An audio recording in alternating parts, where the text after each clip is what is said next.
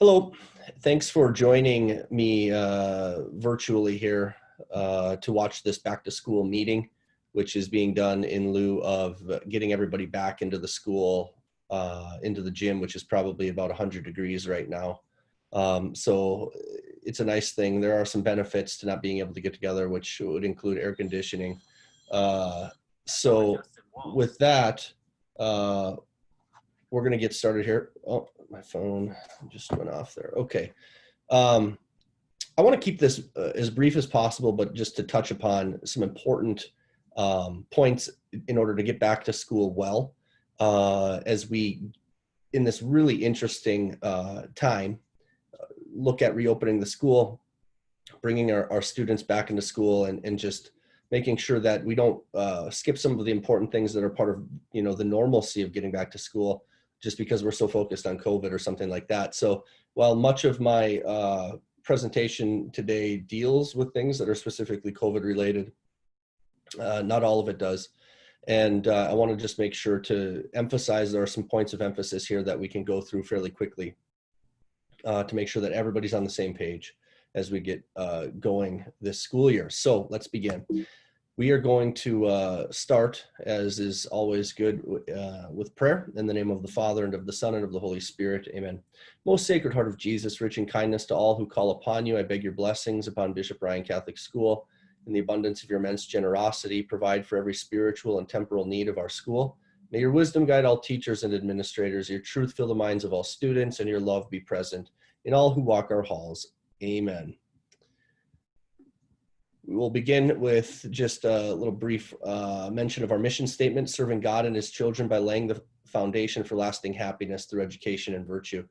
How important it is in these moments and in these months to reflect upon what is essential for our life in terms of the ways of happiness, and how so much has been changed in our life that's been outside of our control, and how our response to this depends really on our understanding of what is important in life, what we're made for, and how those virtues have been cultivated within us to respond to this situation, this scenario. Not everybody responds to things the same way, and there's many reasons for that. But one of the reasons that people don't respond to situations the same way is whether or not they have the virtues. And so one of the things, that we want to really inculcate within our children is a deep and abiding respect for human nature, that we've been created by God in his image and likeness with a particular bodily and spiritual nature, intellectual nature, that there are certain ways of acting that bring that nature to perfection and allow us to experience what we call happiness. Every parent out there, and I say this over and over again, but every parent wants their children to be happy. But what happiness consists in is not easily understood, and many times we can have an erroneous understanding of happiness, and as a result of that, we can begin to act in ways that are actually detrimental to our capacity to be happy, though it's happiness that we're seeking. And so in this way, we look to a deep understanding of the human person based upon our Catholic anthropology and the reflection of the church upon what it means to be happy, what a good life consists in, along with all of the great philosophers who have been interested in this question as well. And we recognize that virtue theory has a very robust and tested, time-tested explanation of the connection between human behavior and human happiness. And so this is at the heart of our mission. And when we think about these virtues, these wonderful habits of being, these wonderful potencies which we cultivate and foster within our hearts and our minds, our emotions even, there are so many of them that have been tested in these last months. In particular, those virtues that are associated, I think, with the intellect, while all of them have been, which isn't surprising. But I mean, if you think about prudence, for example, prudence doesn't just mean caution. It means a creative way of achieving what is good for us in a way that uses good means, and how trying to live a good life in these times has really required some creativity on the parts of individuals to do that in a way that's respectful to the real virus that's out there, but also is creative and thoughtful, and not necessarily just lockstep within what any groupthink tells us is the best thing to do. It really has required us to be thinking for ourselves, to be thinking about what the real state of affairs are, and trying to do the best that we can to move forward for ourselves and for our family when things are on the line, such as the emotional and the economic health of the family, alongside all of these other risks and factors that play into whether or not we're achieving what we've been made for.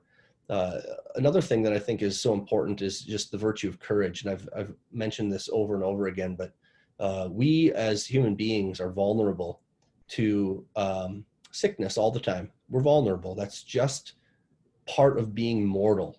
And at the basis of being courageous, says St. Thomas Aquinas and Joseph Pieper, is a willingness to even die rather than to forfeit the true good for us as human beings.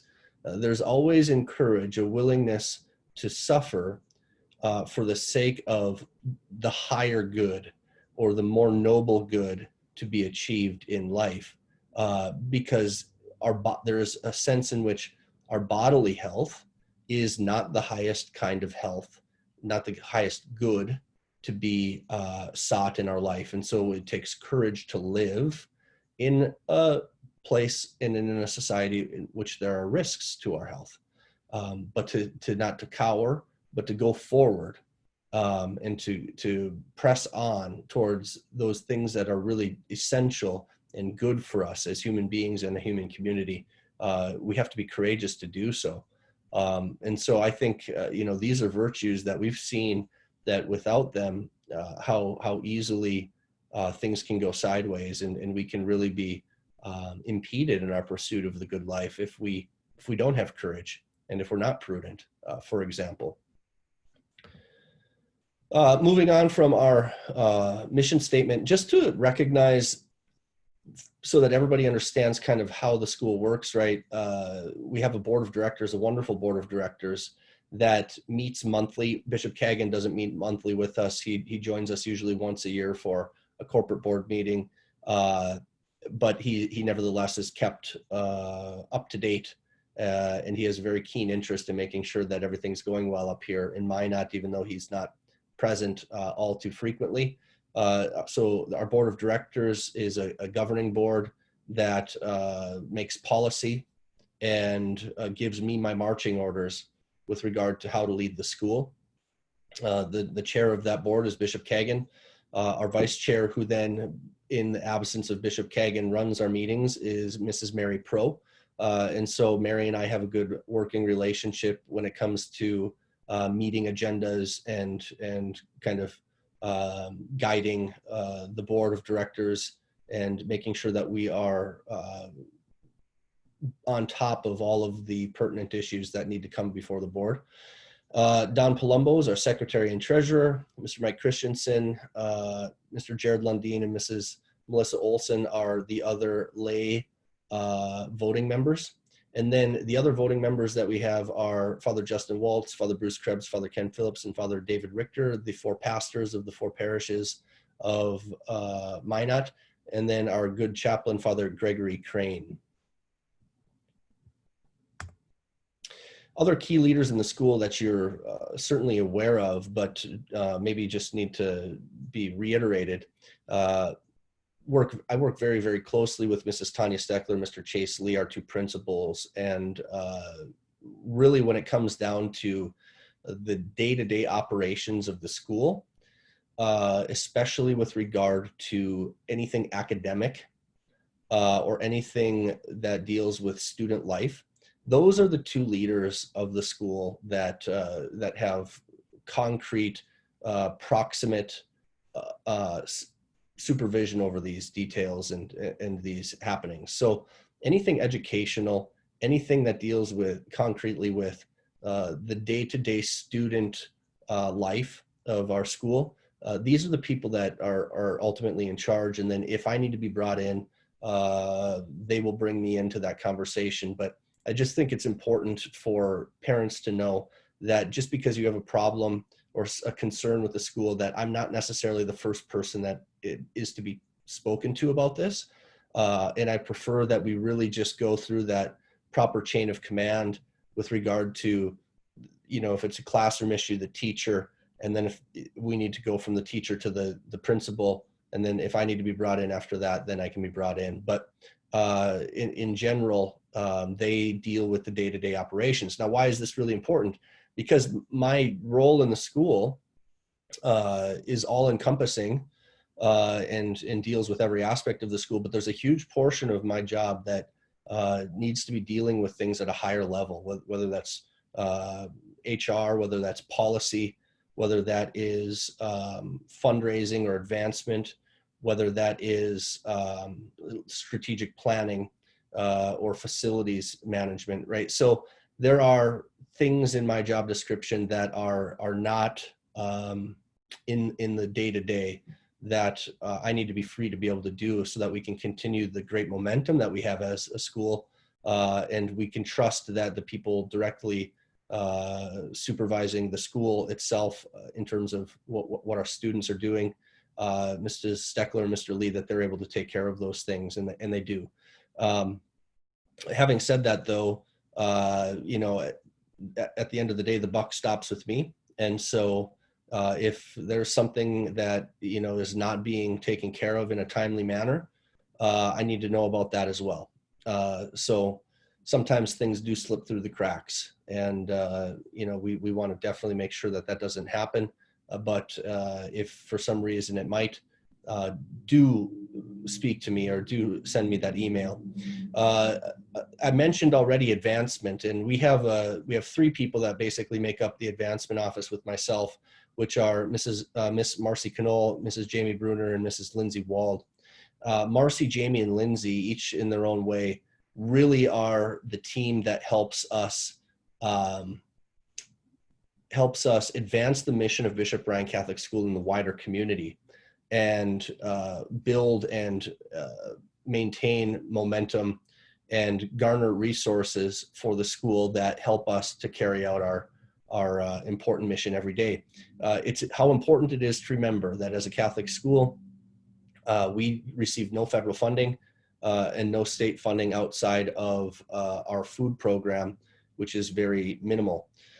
And so what do we have to do? Well, we got to try to balance the revenue streams that are available to us and to grow those revenue streams in ways that are going to help us to continue to flourish and to reach some of those really important goals of getting better and better as an institution, including a capital campaign that we're continuing in the leadership phase right now to really help to, you know, make sure that we can attract and retain you know, the best teachers who are mission driven, as well as to update things that need to be updated in the school right now. So these three women helped me tremendously. We're really happy to welcome Lindsay to the team.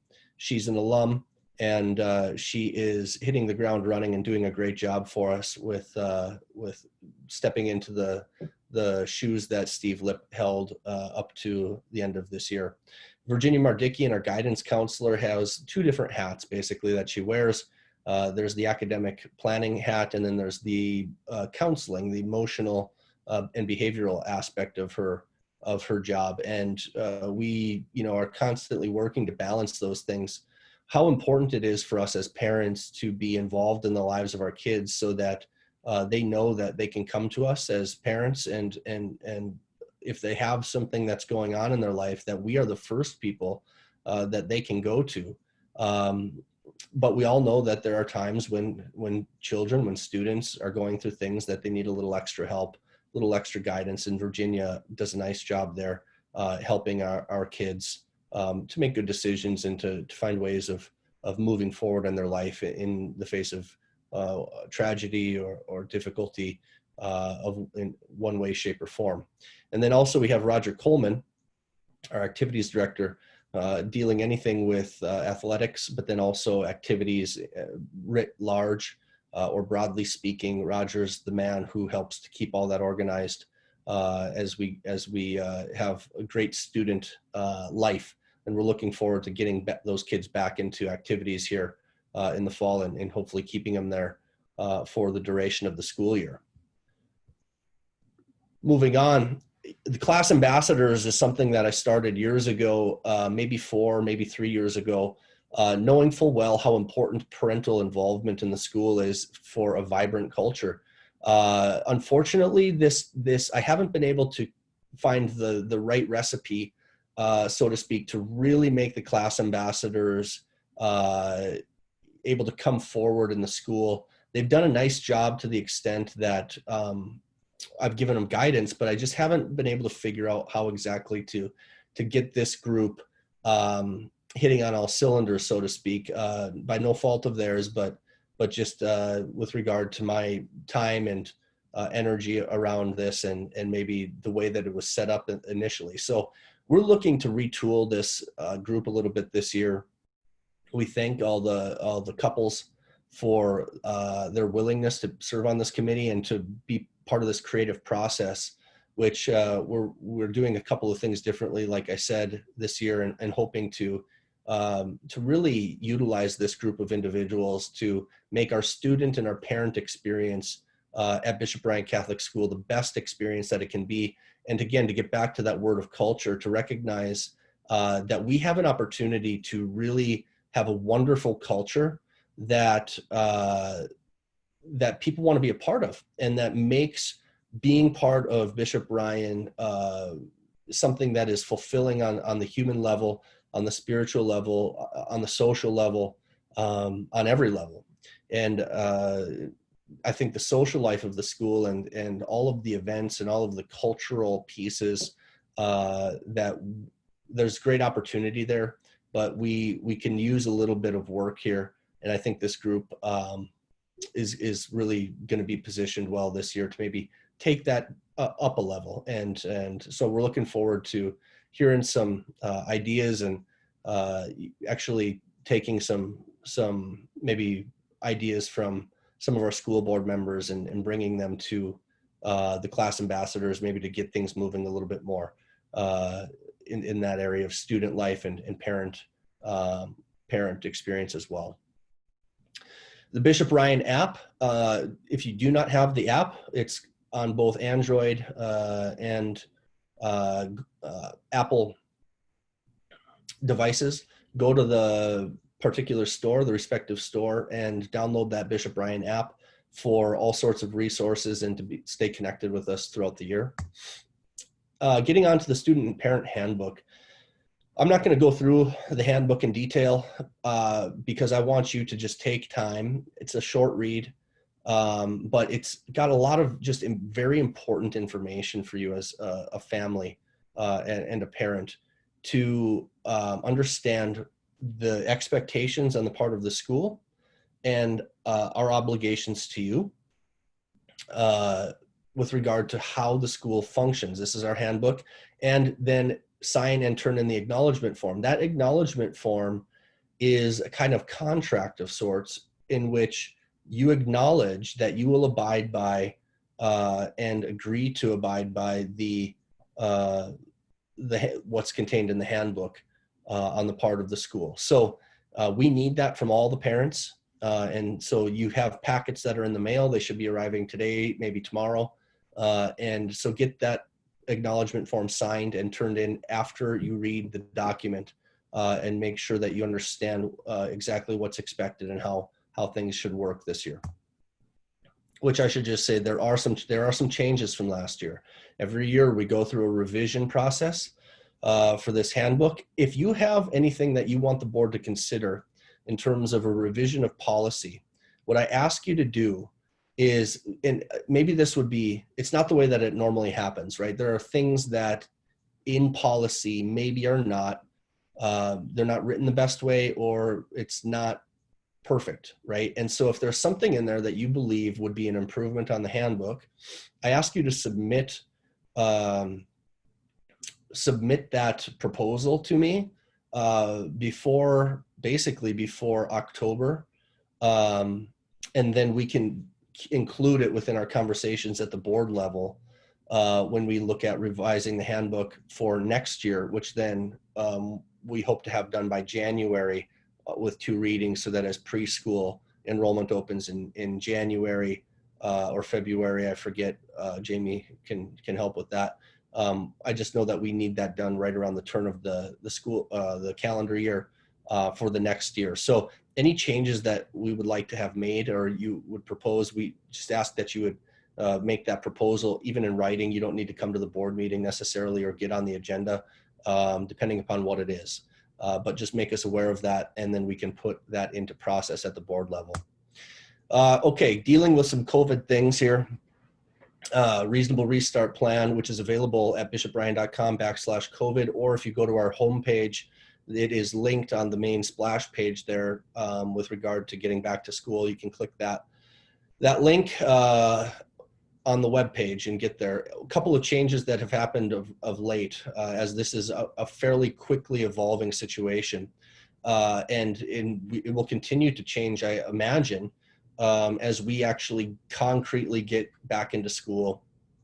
We were working on getting a little task force together to just help the administration continue to navigate these really difficult waters in many ways. But one of the things that the board decided would be better would be to move our symptom-free timeline from 24 to 48 hours. So once a child is out of school because of those symptoms on the checklist that they can't check that they're able to come to school and they have any of these symptoms, it's instead of 24 hours symptom free, it's 48 hours symptom free before they're allowed back into school. So be aware of that, and maybe update your checklist, which should be coming to you in your packet as well.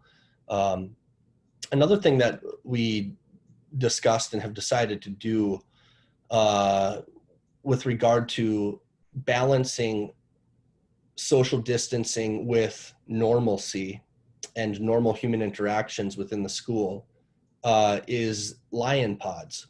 And so the idea behind this is that there are important parts of being a student and student experience in which we want to be able to maintain those large school assemblies, the all school masses, those kinds of things, but in a way that makes sense with the space that's allowed us, but also just that familiarity in the way that we naturally like to be close to each other in a certain sense. And so when it comes to our gym and making sure that we can fit people in gym, and then at lunch in another particular way, to have that social interaction, but also in a way that limits close contacts, we're going to be putting people into lion pods. What do we mean by that? So when we get back to school here on Thursday, the students are going to be filling out a sheet in which they are able to put down the 4 or 5 people that they would like to be part of a lion pod with. The lion pod, then those sheets then come back to us. We sift through them all and assign people into those lion pods, doing the best that we can to get people in groups that they're comfortable with, people that are in that group, and we can see that through the people that they put down on their sheet. But this is going to help us to then, when they go to lunch, they're going to eat in their lion pod, and they're going to be able to then maintain social distancing from the other pods. So if by chance, somebody has a positive test, we're able to identify who's in their lion pod and to know whether or not they were in close contact, which will help us with contact tracing. But then it'll also allow us just to limit those close contacts in a certain sense, and make it a little bit more feasible for us to do that. And then also to allow those kids, I've said this over and over again, school is something that is social, and we need we need to be reasonable about social distancing and, how structured and, uh, how we're able to move with some freedom and normalcy around the school. It's not good for kids to be, micromanaged at the level of, never being within 6 feet of another person, because somehow, the world's going to explode if you happen to be close to somebody. I was listening to a podcast the other day by a psychologist out in California who noticed in their lockdowns how it was negatively affecting the health of children, in particular children even that their parents weren't people who would foster fear within kids, but that the kids themselves were soaking up an atmosphere of fear, so much so that this Israeli man who came over from Israel, he was a Israeli military man who became an American citizen, brought his family over, and he wanted to go to the beach take his young daughter to the beach, and she wouldn't go. And he's like, "Why can't you go? It's wonderful outside. It's sunny. The water's there. It's clean. All of this." And she said, "Well, we can't go there. There are people there." And it's not anything that the father would have brought up, but the daughter, was soaking up this idea that I can't be around people because people are dangerous, or I'm dangerous to people. And that's totally unhealthy for a child to be thinking that way. So we want to, within the context of the school, provide normalcy, but also try to do some of these mitigation strategies to limit what we call close contacts. And then in sports, there are ways that we can go even beyond that to really make sure that we're not doing that 6 foot for 15 minutes close contact, right? The other thing to remember about close contacts, right? So if you imagine 6 feet, a 6 foot bubble around you, the science around social distancing is not exactly proven with regard to 6 feet versus 5 feet. There's different levels and a spectrum that we're dealing with here. So so some of this naturalness, if you're not exactly 6 feet, if you're 5.5 feet for 15 minutes, is it okay to consider yourself not a close contact at that point? If it's 5 feet and 8 inches, is that okay? Versus 6.5? What if it's 6.5 and the person coughs on you, versus it's 5.5 and you're speaking at a very low cadence and low, so I just hope when we talk about the social distancing guidelines, we need to be aware of the fact that it's unreasonable to think that somehow, if you walk around with a meter stick, that anything outside of that meter stick is safe, or it would be 6 feet, right? So anything outside of the 6 feet would be safe, and anything inside the 6 feet is not safe. That's not how this works, okay? And there's an arbitrariness within the 6 feet for 15 minutes that we need to recognize. I think we need to be reasonable about that. Is this part of the guidance that's been given? Yes. Is it, black and white? No, it's not black and white. There's room for a spectrum here. Attendance at varsity sporting events. So the regional group of superintendents has met about, attendance at sporting events. And this overlaps not only with the K-12 restart, which the public schools are, bound to follow lockstep, but it also deals with the North Dakota Smart Restart Plan for large gatherings. And they have certain protocols that they have in place for large gatherings, which we are going to abide by as part of the general population of high schools dealing with varsity sporting events. And so right now we're in green. And so with green, outdoor events, we're not doing anything with regard to capping the number of people. We just ask that, you keep your distance. There's plenty of room at football stadiums, to keep your distance and to watch the game, and we can be reasonable there. When it comes to indoor sporting events, they're capped at 500 people. And so this, I think, is okay, and I think we'll be able to manage that. I don't really think we have more than 500 people for volleyball games at our own gymnasium ever. And when we get to the auditorium and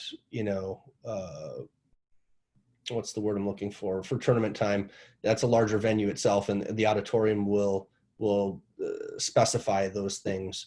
When we go to another school, they're going to be communicating to us what their policies will be in terms of green. As of now, I think it's that 500 level, and I don't think any of them are restricting our access to away games. But when it comes to, if we ever get into that yellow category, things change for us in terms of sporting events. And so we're capped at 250 people. And so the home team gets their student body and the two parents from the home team and the two parents from the away team. No students from the other school.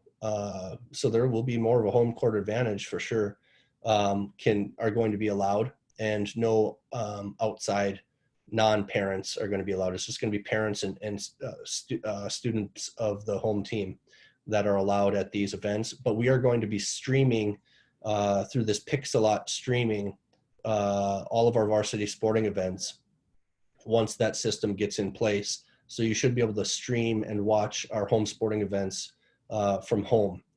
I don't like it, but this is just part of being part of the bigger group of the region, and providing some support there for the other schools, and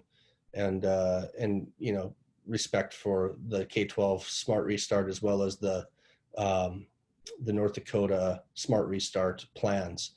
Again, and this is maybe a good time to just talk about flexibility and mutual respect. When we talk about prudence and the best way to approach this situation, we need flexibility and mutual respect on the parts of parties that don't see or agree on the best means to deal with the COVID situation. And this is really a situation in which we have to give other people the benefit of the doubt that they're not acting out of ill will if they don't see things our way, and to give them the mutual respect of trying to understand the viewpoint and the perspective from which they're coming, so that we can all move forward together. Because this is one of the things that the devil loves to do. And if you look at what diabolos means in Greek, which is it's where we get the word devil from, who is definitely active in this crisis situation. He is the scatterer. He is the one who loves to sow discord and to divide people against each other, especially those who should be friends, especially those who should be sharing the unity and bond of peace, which comes from friendship. And so our school community, we want to remain a cohesive school community. We want to remain a school community that has mutual respect and affection for each other, even if people don't necessarily agree on how exactly the right way to go is with COVID. Okay. And what I don't want, and what we can't allow, for the good of our children and for the good of all of the blood, sweat, and tears that we've put into this school, and all of the work that we've done to improve this school over the last decade, and all of the the fundraising and all of the educating and friendships we've made, to allow this virus, this stupid virus, to divide us would be a travesty, an absolute travesty. And I can see already the seeds of this happening. And so we need to be very aware of how our kids are speaking and how we're speaking about people who have a different view than us on what exactly the right means are with regard to school. It would be a horrible thing if this virus became a cause of discord within our school and a loss of friendships that have been grounded and formed in things that are good and true and beautiful. To allow that to go to waste over this would be horrible. And so I really beg people here to be tactful and discreet, and to be forbearing with others and patient with others if they do not necessarily see things the way that we see them, and to work within the health and safety plan that the board has approved. And if that doesn't work for you, then you can address your concerns to us, and I'm happy to listen and happy to help. But let's not allow this to pit one camp against the other in the school. Addendum 2, the COVID-19 risk information sheet. You'll receive that in your packet tomorrow or whenever you get your mail with the handbook in it. We need that filled out if you could. We don't need details. We just want to know if you're higher risk or not, so that we can have that in your file. And if we need to have a conversation with you, that we can have that conversation and see if there's anything further that we can do, and to make sure everybody's comfortable with where they are. Visitor parking and entrance at door A. One of the major changes that is happening this year is visitor parking and entrance. Visitors, outside of drop off and pickup times, visitors may only enter door A. All of our faculty, all of our staff are going to be parking on the north ramps, walking in. And so all of the south ramp is going to be free for visitor parking during the day. Again, visitors at this time need to be aware of, if you don't have an appointment, don't just drop in if you don't have something that you need to do. Once you get in the building, the business office is right there at door A. Keep your visit short and sweet. I kindly ask you to not be more than 15 minutes in the office. And certainly you cannot enter if you have symptoms. So if there's something that needs to be done business-wise, but you can't enter, then, give us a call. But, come on in. Hand sanitizer is going to be available for you right there. Keep it short, keep it sweet, in and out. And that way we can try to keep, people from congregating and mingling too long, and keep our school safe that way. Distance learning plan. So everybody in the Western Hemisphere and probably the Eastern Hemisphere has been ordering Chromebooks and ThinkPads. These are back ordered. Bobby, our IT guy, does not know when we are going to be getting them. We do have enough to get started for the year, but not everybody's going to be receiving their device to be one-to-one until we get these orders. And so stay tuned for that. But those of us that need to go virtual from the start, or will be put on virtual because we're quarantined or something like that, God forbid, we have plenty of devices for now. So also with this, there are going to be videos going up on our website to help parents know how to access certain things in Teams. This is the training that we're going to do. We had a Teams committee get together and meet a couple of times to really streamline the way in which Teams is going to be used this year. And so there should be less confusion than there was in the spring, although we did a great job in the spring. But it will be easier for parents to say, this is where I go for this is where I go for that, this is how assignments are uploaded, these kinds of things. I'm going to end the meeting today just by a little reflection upon divine providence. It's an absolute theological truth that God is, in metaphysical truth, that God, the creator of all things that exist outside of himself, must continually and constantly hold us up into existence and govern the entire universe, right? The Catechism says it this way, quoting Vatican I, the First Vatican Council: by his providence, God protects and governs all things which he has made, reaching mightily from one end of the earth to the other, and ordering all things well. For all are open and laid bare to his eyes, even those things which are yet to come into existence through the free action of creatures. God in his omniscience, God in his eternal reality, which is outside of time, has perfect perspicacity, perfect clarity with regard to human action and the events of history.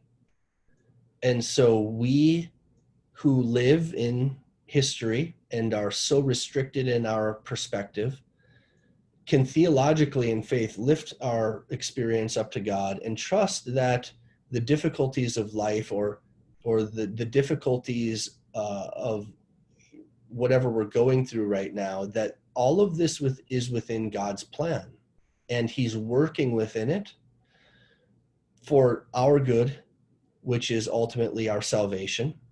And so we can receive the things of history with a certain resignation or abandonment that allows us to live with an understanding that it's okay. Things are going to be okay, right? And within this, right, so there are certainly men and women who sin. There are certainly men and women who make bad decisions. There are certainly men and women, free creatures, who do things that are not in accordance with God's will. It should give us great consolation to know that this is not more powerful than God's providence, but rather to recognize that the imperfections of human creatures, the limitations of human agency, that all of these things can be made to work out for a greater good and for our own greater good, who are part of this. One of the great spiritual works of the Catholic tradition is a book called Abandonment to Divine Providence by Father Jean-Pierre de Caussade. And this is a little quote from him that I just want to enter with because I think it helps us as we look forward to coming back to school. He says, when in all our actions we look upon ourselves as instruments in the hand of God to work out his hallowed designs, we shall act quietly, without anxiety, without hurry, without uneasiness about the future, without troubling about the past, giving ourselves up to the fatherly providence of God and relying more on him than on all possible human means. In this way, we shall always be at peace, and God will infallibly turn everything to our good, whether temporal or eternal. And so it's with that confidence that we can come into the school year, knowing that we're doing the best that we can, right? We work as if everything depended upon us, but knowing full well that everything depends upon God. And to be able to go about this without anxiety, come what may. And so I fully expect that we're going to be able to open up here in a way that we have a great school year. And I are there things that we're going to have to deal with? Yes, but I hope we can all, looking to Father Caussade and his wisdom, which is based upon the solid and sound theology of divine providence, recognize that we don't need to be anxious. We don't need to be uneasy about the future. We don't need to be troubling about the decisions we've made up to this point. But we can give ourselves up to the fatherly providence of God and to rely on him so that we know that he will turn everything to our good, whether temporal or eternal, if we simply walk forward in faith and try to love him to the best of our capacity. And so with that, I thank you for being with me on this little call, or I should say video, so that we can get going into the school year. And I'm just very excited to get the students back into school and to recognize that there's so much good that comes out of being in school, and to recognize that whatever happens, whatever comes, that it's worth getting back to school. So with that, I thank you for being here today, and I look forward to seeing you around.